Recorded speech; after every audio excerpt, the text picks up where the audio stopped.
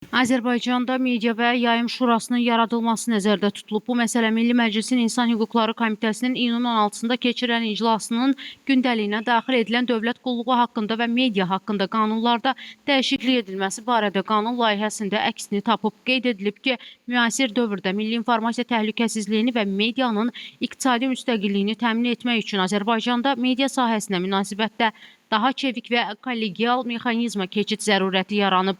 Sözü gedən mexanizmdə öz növbəsində çap, onlayn və audiovizual media arasındakı sənədlərin silinməsi informasiya sisteminin əsas sütunu olan mediaya vahid yanaşmanı şərtləndirir.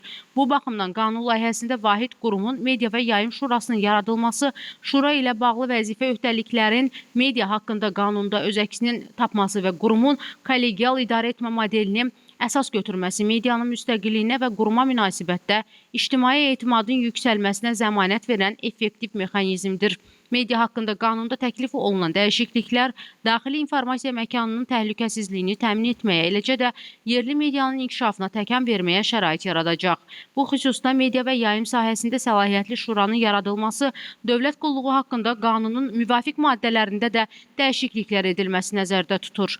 Bütövlükdə təqdim olunan qanun layihəsi media sahəsində normativ tənzimlənmənin müasirləşdirilməsi, tətbiq mexanizmlərinin gücləndirilməsi, hüquqi müəyyənliyin təmin edilməsi və beynəlxalq standartlara uyğunluğun artırılması məqsədi daşıyır.